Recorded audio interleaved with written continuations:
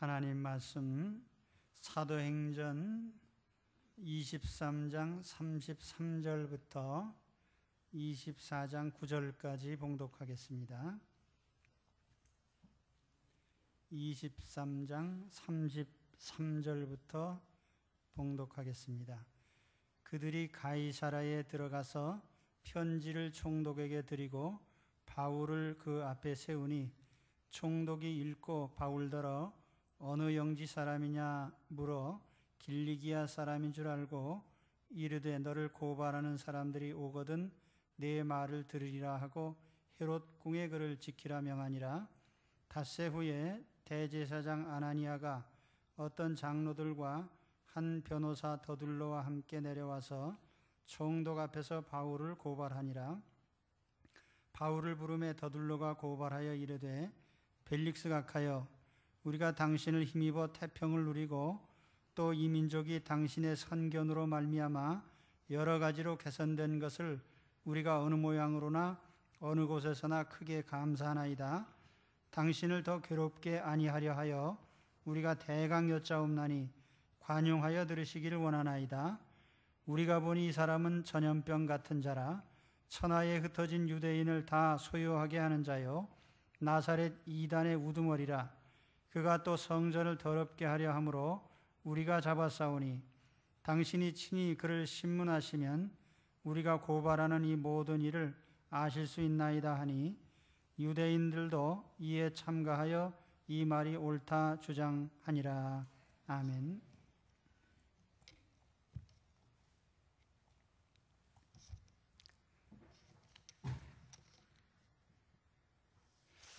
본문 내용은 이제 바울이 벨릭스 총독의 법정에서 고발을 당하는 장면입니다.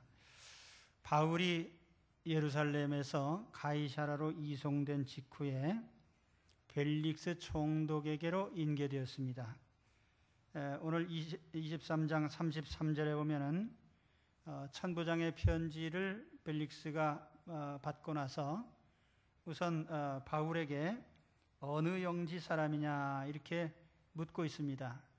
당시 로마 제국의 영토는 황제가 직할 통치를 하는 곳이 있고 또 원로원에서 다스리는 영지가 있고 또는 지역에 따라서 관할권이 있기 때문에 벨릭스는 이 바울이 자기가 관할할 사람인지 이것을 우선 확인을 한 겁니다. 그래서 바울이 길리기아 사람이다 하니까 길리기아는 저기 터키 남부 지역의 해안지대에 있는 지역입니다. 그래서 당시로 보면은 수리아를 다스리던 총독이 관할하는 지역이기 때문에 벨릭스가 자기의 관할인 것을 알고 이제 그를 다루기로 결정을 하죠. 그리고 임시로 헤롯궁 감옥에 가두도록 그렇게 지시를 했습니다. 여기 헤롯궁이라고 한 것은 헤롯 대왕이 가이사라에 건설했던 왕궁인데 이 헤롯 대왕은 건축광이기 때문에 사방에다가 건축을 많이 했어요. 그래서 아마 로마가 점령한 후에 이 가이사라의 헤롯궁이 총독의 관저로 사용이 된 것 같습니다. 마가복음 15장 16절에 보면은 예수님을 신문했던 예루살렘의 총독 관저를 브라이도리온이라 이렇게 부르고 있어요. 브라이도리온이라는 것은 라틴어로 이 프라에토리엄이라고 하는 이 말을 이제 우리말로 번역한 건데 프레토르라고 하면은 총독을 가리키는 말입니다. 그래서 이 프레토리엄 그러면은 총독의 관저를 가리키는 말이고 대개 이 총독의 관저가 재판정으로 사용이 되었고 또 대개는 그런 건물의 지하에는 감옥이 있었습니다. 바울이 이 총독의 관저에 갇히게 된 것은 신분상 그가 대접을 받은 거죠. 그가 로마 시민권자이고 또 중죄인이 아닌 것을 알았기 때문에 아마 그를 이 감옥에 임시로 가둔 것으로 생각합니다. 닷새 후에 재판이 열렸어요. 당시의 재판은 고소자의 고발로 인해서 이제 재판이 열리게 되는데, 예루살렘에서 고소자들이 내려왔습니다. 그 대표자는 대제사장 아나니아이고, 거기에 장로들이 일부 동행을 했는데, 아마 여기에 이 장로들이 언급된 것은 예루살렘 공회원들이 이 고발의 주체가 되고 있다는 사실이죠. 그래서 대제사장이 고발의 대표자가 되고, 거기 일부 공회원들이 또 동행을 했습니다. 그리고 24장 1절에 보면은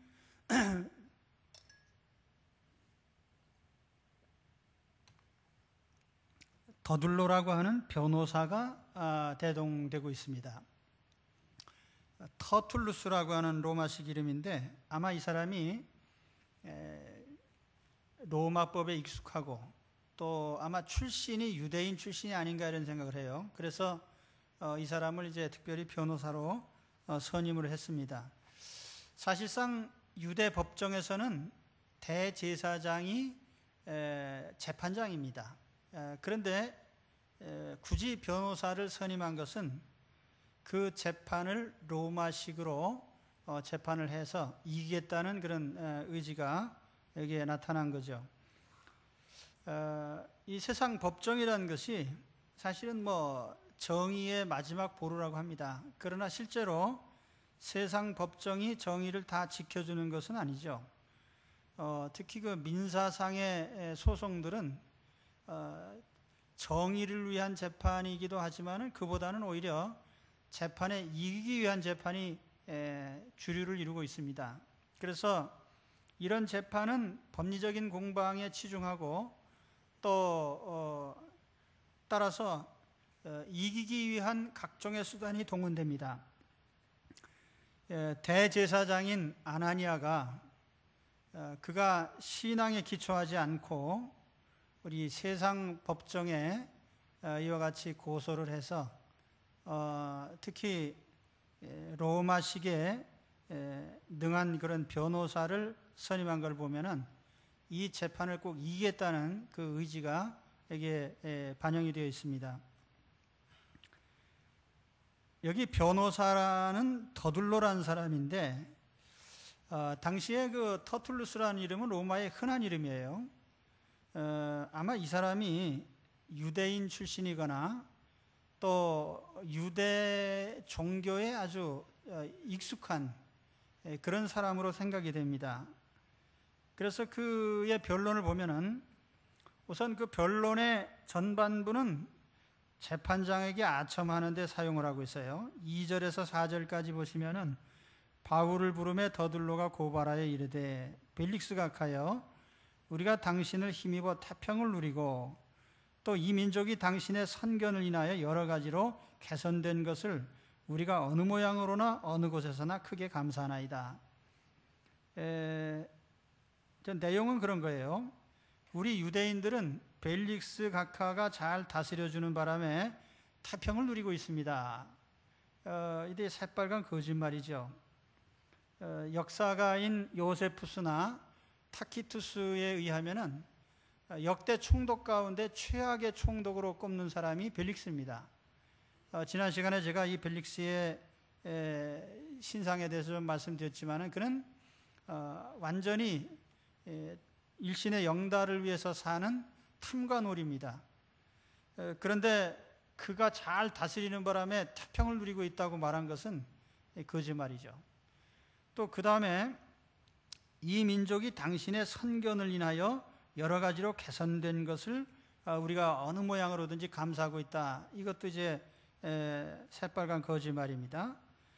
이 선견이라고 표현한 것은 헬라어로는 프로보이아라는 말이에요. 영어 단어에 프라비던스라는 말이 있습니다. 흔히 섭리라고 이렇게 번역되는 말인데, 대개는 하나님의 섭리 또 신의 섭리 이런 데 이제 쓰는 말이에요. 이거를 총독에게 갖다 붙여서 총독이 마치 신적인 그런 섭리로 잘 다스린 것처럼, 그래서 이 민족이 여러 가지로 발전하게 됐다. 이거 정말 이게 아니죠. 왜냐하면 벨릭스가 죽었을 때 모든 유대인들이 환호를 지르고 참 기뻐했다고 합니다. 왜냐하면 악정을 베풀었기 때문에. 그는 세금을 늑탈하는 데는 앞장섰지만은 유대 사회를 개발하고 개선시키는 일은 안 했어요. 그런데 그렇게 표현한 것은 아주 굉장한 아첨이죠. 그리고 한마디 더 해서 이제 내가 변론을 길게 하면 당신을 더 괴롭게 하는 것이기 때문에 시간을 줄여서 하려고 하니까 관용해 주시기 바랍니다. 그렇게 이제 얘기를 하고 있습니다. 우리가 이 더둘로의 발언을 통해서 깨닫는 것은 이 세상 사람들이 처세를 위한 어법, 세상 사람들은 자신에게 유익하다고 하면은 무슨 종류의 아첨이든지 할 수 있습니다. 뭐 상대가 나쁜 사람이든 좋은 사람이든 우리가 내게 이익만 된다면 무슨 좋은 말이든지 할 수 있는 이것이 이제 인간적인 또 세속적인 처세의 어법이라는 얘기입니다. 그러나 성경은 분명히 말씀을 해요. 아첨하는 말에 대해서 성경은 이렇게 말씀을 합니다. 저희 입에 신실함이 없고 저희 심중이 심히 악하며 저희 목구멍은 열린 무덤 같고 저희 혀로는 아첨하나이다. 저희가 이웃에게 각기 거짓을 말하며 아첨하는 입술과 두 마음으로 말하는도다. 여호와께서 모든 아첨하는 입술과 자랑하는 혀를 끊으리니 거짓말하는 자는 자기가 해한 자를 미워하고 아첨하는 입은 패망을 일으키니라. 이웃에게 아첨하는 것은 그의 발 앞에 그물을 치는 것이니라. 여러분, 아첨하는 말에 익숙하기 전에 진실한 말을 하시기 바랍니다. 정말 우리 시대에 정말 듣고 싶은 어법은 유창한 말이나 유식한 말이나 똑똑한 말이 아닙니다. 진실된 말, 또 진심이 담긴 말, 그리고 중심이 실려 있는 말을 우리는 듣기를 원합니다. 또 그것이 하나님이 우리에게 원하시는 우리의 어법이에요. 오늘 여러분 참 아첨을 잘해서 남한테 인정받기보다는 진실된 말을 할 수 있는 여러분들이 되시기를 축원합니다. 더둘로가 고발한 본론으로 들어가면 이제 세 가지를 바울을 고발을 하고 있습니다. 물론 이것은 실제로는 로마법의 범죄가 아닌 내용이에요. 그런데 이 더둘로가 교묘하게 로마법에 저촉이 되는 것처럼 그렇게 꾸며대고 있습니다. 첫째는 바울을 천하의 유대인들에게 소요를 일으키는 전염병 같은 자, 이렇게 고발했어요. 이 소요라는 말이 핵심 단어입니다. 자, 로마가 식민지를 다스리면서 가장 싫어하고 신경을 곤두세운 게 뭐냐면은 소요가 일어나는 거예요. 사회에 소란을 떨거나 이런 소요가 일어나면은 무자비하게 군대로 제압을 했습니다. 그런데 오늘 이 더둘로는 바울이 유대 사회의 곳곳에서 소요를 일으켰다, 이렇게 이제 고발을 합니다. 그러나 사실은 바울은 어느 곳에서도 소요를 일으킨 적이 없어요. 소요를 일으킨 건 유대인들입니다. 바울이 한 것은 회당에 들어가서 성경을 해석하고 복음을 전한 것밖에 없어요. 그런데 오히려 바울이 사회적 소요를 일으켜서 로마 사회를 시끄럽게 했다. 어떤 면에서는 이 로마 사회가 싫어하는 소요죄를 거기다 적용을 하려고 하는 겁니다. 바울이 전한 것은 단순한 복음이에요. 성전에 들어가서 성경을 읽고 이 성경에 말씀한 그 메시아, 예수님은 성경대로 오셨고 성경대로 죽으셨고 성경대로 부활하셨습니다. 당신들이 기다리는 그 메시아가 바로 예수님입니다. 이 얘기한 것밖에 없어요. 그런데 오히려 그들은 사회적 소란을 일으킨 죄로 바울을 얽어매려고 하는 겁니다. 사실 오늘 한국 사회도 이 기독교에 대한 직간접적인 이런 종류의 규제들이 대단히 많습니다. 우리 교회만큼 복음에 대한 열정, 또 복음을 전하려고 하는 의욕, 그래서 복음을 전하는 종교는 사실 없죠. 가장 열심히 복음을 전합니다. 왜냐하면 우리는 이것이 하나님의 명령이고, 또 하나님이 나를 구원하신 것처럼 모든 사람들을 구원하시기를 원하시는 걸 알기 때문에 우리는 가는 곳마다 복음을 전합니다. 그러나 이와 같은 우리 기독교의 복음 전도에 대한 열의가 마치 어떤 사회적인 갈등을 일으키는 것처럼 그렇게 사회적인 이슈로 만드는, 이것이 이제 우리 사회에 여러 가지 있습니다. 그 대표적인 것이 종교 편향이라고 하는 말이에요. 사실은 우리 대한민국은 종교의 자유가 있고 누구나 자유롭게 자기 종교를 전할 수 있는 자유가 있습니다. 그런데 특히 이런 단체들, 예를 들면 군대라든지 경찰이라든지 공무원이라든지 또는 어떤 직장이라든지 학교라든지 이런 공공단체에 우리 그리스도인들이 보다 적극적으로 선교하기 위해서 다른 종교가 하지 않을 때 우리가 했거든요. 그러니까 창군 이래로 예를 들면 군선교, 군목이라는 제도가 우리 창군 이래로 계속 군대 안에서 활동을 하고 정훈 교육을 담당하고 한 이유가 일찍부터 우리가 그것을 중시하고 젊은이들에서 복음을 전하기로 했기 때문에 그렇게 된 거예요. 그런데 어느 시기에 가다 보니까 왜 기독교만 하느냐? 그래? 그러면 억울하냐? 그러면 너희도 좀 나눠서 하자. 그래서 절반 이상 뺏겼어요, 지금은. 점점 이제 이런 종류의 규제가 심해집니다. 학원 선교도 마찬가지죠. 학원 선교를 우리가 굳이 하려고 한 것이 아니고, 우리가 한국 선교를 할 때 제일 중점적으로 했던 일 가운데 하나가 학교를 세우는 일이죠. 교육 사업.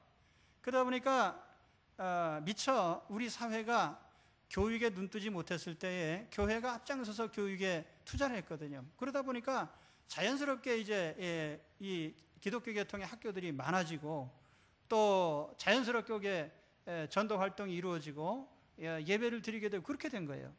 그런데 이것이 이제 기독교 학교로 출발한 대학들 가운데 지금 전체가 다 예배 드리라고 하는 데가 어디 있어요? 다 좀 개방이 됐죠. 하기 싫으면 관두고 하고 싶은 사람은 하고. 제가 이런 사회적 이슈화라고 하는 문제에 있어서 전도 활동을 사회적인 갈등이라든지 이런 것으로 자꾸 유도하는 것이 이게 대단히 교묘한 수법이다는 그런 생각을 하고 있어요. 제가 설악산 가서 권금성에 올라가려고 그쪽으로 들어가다가 그 입구에 보니까 큰 무슨 안내판 같은 게 있어서 보니까 사찰 소유의 토지 경내를 쭉 지도로 그려놨더라고요.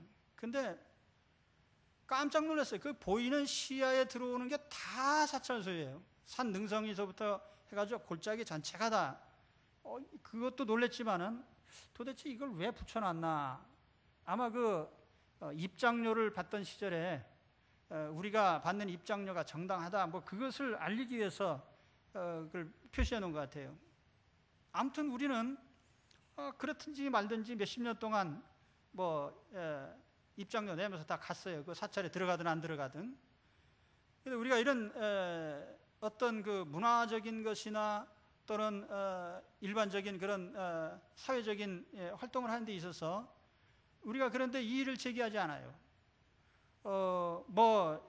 사찰 경내를 몇천억을 들여서 공원화 사업을 한다고 해도 우리가 그런 문제에 대해서 과거에는 이의를 제기하지 않았어요. 그런데 자꾸 종교 편향이니 종교 갈등이니 이런 얘기를 하니까 우리도 이제는 할 수 없이 얘기를 하게 되는 겁니다. 그래? 그러면 우리도 한번 찾아볼게. 근데 사실 이것은요, 결과적으로 보면은 피차간의 위축이 되는 거예요. 우리가 언론의 자유가 얼마나 보장되어 있습니다. 그런데 우리가 이 복음 전도하는 것에 여러 종류의 제약을 가한다고 하면은 이것은 온당한 일이 아니죠. 또 여러분, 요즘에 인터넷을 보시면은 요즘에 뭐 종이신문도 많이 보지만 인터넷 뉴스를 많이 봅니다. 그런데 그 이슈마다 따라다니면서 거기 리플을 다는 사람들이 있는데 거기 뭐 종교적인 사안이 아니라 하더라도 교회를 욕하는 말을 꼭 갖다가 써놓는 사람이 있어요. 그래서 저는 이제 그 배우가 누군가 이제 추측컨대는 극좌파들의 한 활동 분야가 아닌가 하는 생각을 해요. 왜냐하면 북한 체제가 제일 두려워하는 것 가운데 하나가 이제 자유, 개방 혹은 이런 어떤 외부의 그런 정보가 들어오는 것. 그 중에 하나가 교회가 선교 활동하는 걸 굉장히 부담스러워합니다. 그러다 보니까 거기 거짓 교회는 있죠. 가짜 교회 세워가지고 우리도 예배 드린다 하긴 하지만은 진짜 교회가 참 복음 전하는 걸 굉장히 두려워해요. 그러다 보니까 교회를 악평하는 루머나 여러 가지를 인터넷을 통해서 유포를 시킵니다. 그런데 또 한편으로 보면은 어쩌면 멍청한 기독교인들이 거기에 동조해가지고 스스로가 자기 얼굴에 침뱉는 사람들이 굉장히 많아요. 대한민국의 근대 역사에서 사실은 교회가 막대한 기여를 했습니다. 여러분 지금 한글 성경 이거 들고 다니지만은 이게 한때는 우리 한글이요 언문이라고 해가지고 여자들이나 보는 글자.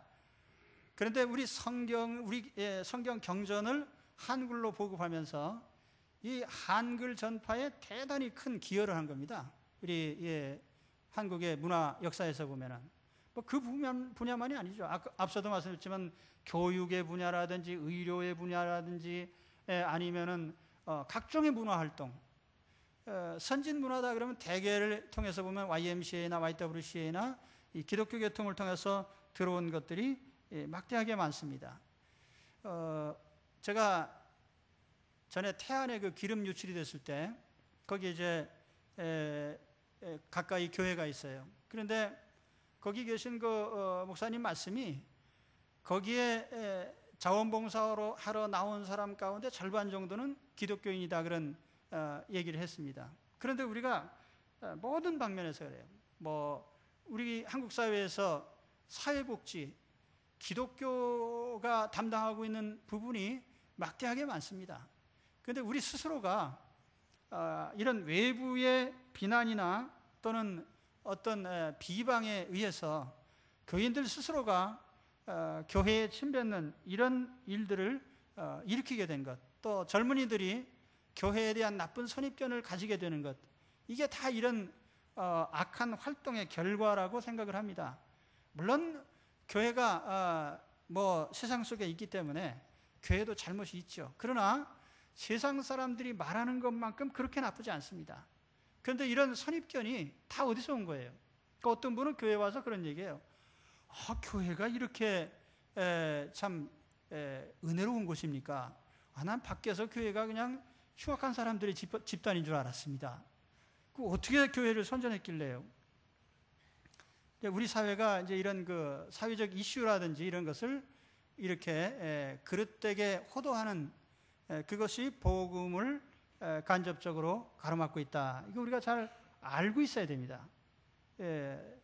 세상이 우리를 어떻게 대하는지. 그 다음에 두 번째, 복음에 대한 왜곡이죠.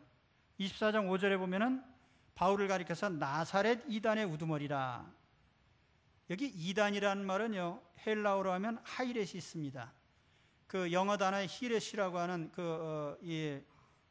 단어, 이단이라는 단어가 이 하이레시스라는 헬라에서 온 것인데, 본래 이 말의 뜻은 종파, 영어로 하면 섹트죠. 바리새파, 사두개파 할 때 쓰는 그런 말입니다. 또 학문적으로는 이 학파를 얘기할 때 스쿨이 있잖아요. 그 학파를 얘기할 때도 이 단어를 씁니다. 그런데 유대인이 왜 이 기독교를 가리켜서 나사렛 이단이라 이렇게 얘기를 했냐면은 이 나사렛이란 말은 예수님 출신이 나사렛이니까 나사렛 사람, 그래서 이제 예수님께 붙였고, 나중에는 예수님을 따르는 사람들을 그저 나사렛 사람들, 그래서 나사렛 사람의 추종자라는 뜻에서 나사렛인 이렇게 얘기를 한 겁니다. 거기에 새로운 섹트라는 말, 이 하이레시스라는 말을 붙인 것은 나사렛에서 일어난 신흥 종교다, 그런 의미예요. 왜 이 말을 지금 더들로가 하고 있냐면은 로마 제국은 여러 종교가 있습니다. 그리스 로마 신화에 나오는 각종의 신들을 다 섬기는 다신론 사회고, 그럼에도 불구하고 로마 사회가 모든 종교를 다 용납한 게 아니에요. 공인된 종교가 있습니다. 로마 사람이 섬기는 신들 외에 가령 이 유대교 같은 경우도 이 팔레스타인에 있는 유대인들이 믿는 종교이면서 또 각지에 흩어져 있는 유대인들이 믿는 독특한 종교이기 때문에 로마 사회가 유대교를 인정을 하고 있는 겁니다. 공식이든 비공식이든 유대교는 로마 사회가 인정한 종교예요. 그런데 저기 나사렛에서 새로운 뭐가 나타나는데 그거는 로마가 인정하지 않는 종교다, 그런 의미의 뉘앙스를 풍기면서 지금 이 더들로가 말을 한 겁니다. 바울이 전한 이 종교는 저 나사렛에서 새로 일어난 이상한 종교야. 그렇기 때문에 이거는 놔두면 안 됩니다. 이런 어법이죠.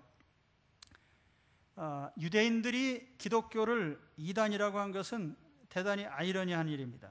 사실 유대인들은 아브라함 이후로 항상 지금도 메시아를 기다리는 족속이에요. 성경에 기록된 메시아를 기다리는 백성이 유대인들입니다. 지금도 전 세계 유대인들이 다 메시아를 기다리고 있습니다. 단 그들은 구약 성경이 말하는 메시아를 잘못 해석을 해서요. 메시아는 정치적인 왕으로 오셔서 예루살렘을 독립시키고 이스라엘 땅에 유대 국가를 세워서 세계를 지배하는 나라를 만드는 것이 이들의 목표입니다. 유대인에 의한 세계 지배, 이게 메시아 왕국의 목표예요. 그러니까 예수님이 왕이라 할 때는 사람들이 와 그러면서 따랐습니다. 그러다가 왕이라고 했는데 십자가에서 죽으니까 저거는 형편없는 사람이다, 저건 메시아 아니다, 이렇게 생각한 거예요. 그러나 성경에 하나님의 아들이신 메시아가 이 땅에 오실 때 그는 참으로 인간의 모습을 가지고 오셔서 세상 모든 사람들의 죄를 대신하여 십자가에서 죽으시고 또 고난을 받으시고 다시 부활하실 것을 성경은 예언하고 있습니다.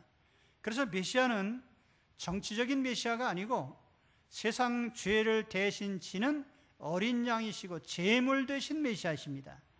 그래서 예수님은 성경대로 오셨고 성경대로 죽으셨고 성경대로 부활하셨습니다. 바울이 전한 복음이 그것입니다. 고린도전서 15장 3절에 보면은 내가 받은 것을 먼저 너에게 전하였노니 이는 성경대로 그리스도께서 우리 죄를 위하여 죽으시고 장사 지낸 바 되었다가 성경대로 사흘 만에 다시 살아나사.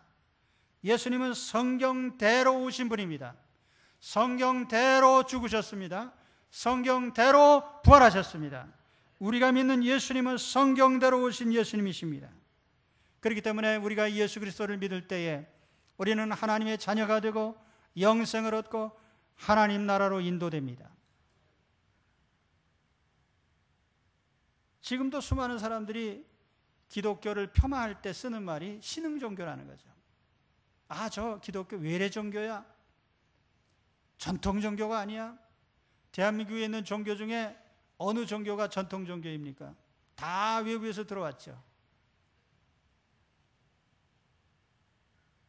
요즘에도 보면은 예수에 대한 10가지 의혹, 무슨 예수는 불제자였다, 무슨 예수는 과연 역사적 인물이냐, 온갖 이런 루머성의 이런 이슈들을 가지고 기독교를 폄하하는 이런 얘기들이 끊임없이 나타나고 있습니다.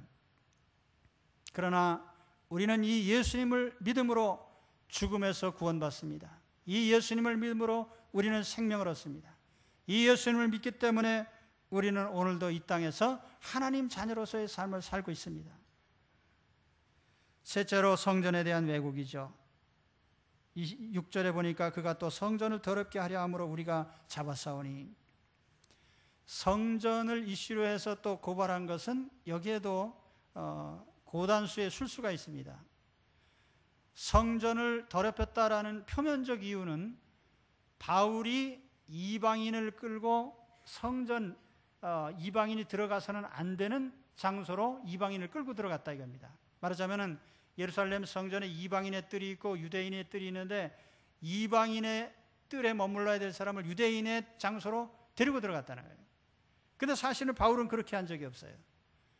이것은 사람들이 잘못된 루머를 퍼뜨렸고 군중들이 그 잘못된 것을 믿고 바울을 붙잡았기 때문에 나타난 일입니다. 그 사실 이건 확인된 바가 아니에요. 그래서 어떤 주석에 보니까 이 죄목은 참 이게 이렇게도 저렇게도 확인할 수 없는 내용이다. 그렇게 얘기를 하고 있습니다. 바울이 정말 이방인의 뜰에, 유대인의 뜰에 이방인을 데리고 들어갔는지 그냥 들어갔는지 알 수 없는 일이에요. 본 사람도 없고 확인된 바도 없기 때문에 단지 바울이 폭도들에 의해서 그 죄목으로 붙잡힌 것뿐입니다. 그러나 실제적으로 이 죄목으로 고발한 이면적인 이유가 있습니다. 그것은 유대인이 자치적으로 사형을 결정할 수 있는, 물론 사형의 집행은 로마 정부의 허가를 받아야 되지만 사형을 내릴 수 있는, 결정할 수 있는 그런 몇 안 되는 죄목 가운데 하나가 바로 성전 모독죄예요. 그것은 당시 팔레스틴을 다스리던 로마 총독부가 성전을 모독한 것에 대해서는 너희들이 종교적으로 사형을 선고하면 우리가 추인한다 하는 이런 식으로 사람을 죽일 수 있는 죄란 말이에요. 그게 그렇기 때문에 이 죄목을 걸고 넘어간 것입니다.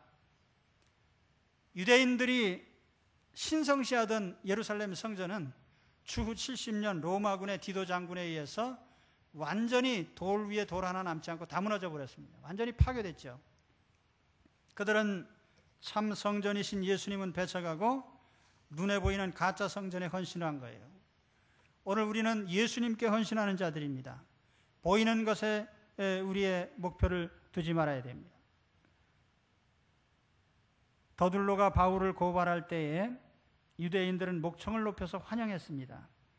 그래서 오늘 말씀에도 보니까 그 6절, 7절, 9절 유대인들이 환영하면서 당신이 친히 그를 신문하시면 우리가 고발하는 이 모든 일을 아실 수 있나이다 하니 유대인들도 이에 참가하여 이 말이 옳다 주장하니라. 이 부분에요, 6절, 7절 그 부분에 이런 귀절이 어떤 사본에 들어 있습니다. 우리는 우리 율법에 의하여 심판하려 하였으나 천부장 루시아가 와서 우리 손에서 빼앗아가고 고소하는 자들은 당신에게 오도록 명하였습니다. 이 귀절이 들어있는 사본은 2급의 사본이에요. 우리가 이제 흔히 신약 사본을 얘기할 때 중요한 메인 사본들이 있습니다. 예를 들면 신해산 사본, 바티칸 사본, 이런 사본들이 굉장히 중요한 사본인데 여기에는 이 본문이 없습니다. 그런데 이류의 사본에 들어있는 내용이에요.